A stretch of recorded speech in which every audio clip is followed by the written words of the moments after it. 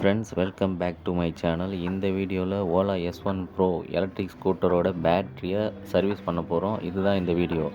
இந்த ஸ்கூட்டரில் பார்த்திங்கன்னா 3 பிரச்சனை இருந்துச்சு. ஒன்று, உங்களுக்கு பேட்ரி டீப் டிஸ்சார்ஜ். இன்னொன்று, ரேட் பைட்டு எலி கடிச்சிருந்தது.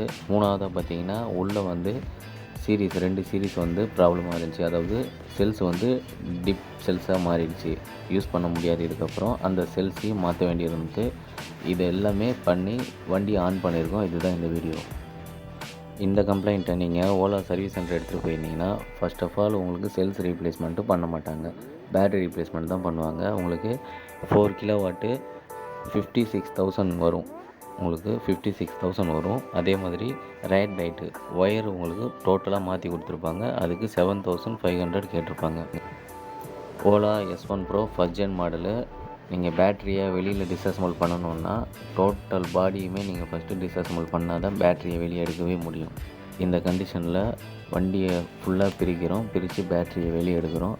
பேட்டரியை வெளியே எடுத்து டீப் டிஸ்சார்ஜ் கம்ப்ளைண்ட்டாக இருந்தால் பேட்டரியை நம்ம பிரிக்க வேணாம். இப்போ இதில் செல்ஸ் ரீப்ளேஸ் பண்ண வேண்டியிருந்துச்சு. செல்ஸ் ரீப்ளேஸ் பண்ணுறதுக்காக பேட்டரியை ஃபுல்லாக பிரித்தோம். அதேமாதிரி 32 செல்ஸையுமே அதிலேருந்து ரிமூவ் பண்ணிட்டு 32 ஒரிஜினல் எல்ஜி செல்ஸை போட்டோம். சேம் கெப்பாசிட்டி உள்ள செல்ஸை போட்டு வித் பேலன்ஸோடு சார்ஜ் பண்ணி அசம்பிள் பண்ணி வண்டியில் போட்டு ஆன் பண்ணியிருக்கோம். இதுலேயே ஃபஸ்ட் டைம் நம்ம தான் பார்த்திங்கன்னா ஓலா ஸ்கூட்டரை டீப் டிஸ்சார்ஜ்லேருந்து ரெக்கவர் பண்ணுற வீடியோவும் போட்டிருந்தோம். அதே மாதிரி செல்ஸ் ரீப்ளேஸ் பண்ணுற வீடியோவும் நம்ம தான் ஃபஸ்ட் டைம் போட்டிருக்கோம் யூடியூப்பில். இந்த ஒரு ஸ்கூட்டர் ரெடி ஆகிறதுக்கு 4 நாள் டைம் எடுத்துருச்சு. இந்த ஸ்கூட்டர் ப்ராப்ளம் ஆகிற ரீசன்னு பார்த்திங்கன்னா ரேட் பைட்டு தான். எலிக்கிட்டேருந்து உங்கள் ஸ்கூட்டரை பாதுகாத்து வச்சுக்கோங்க.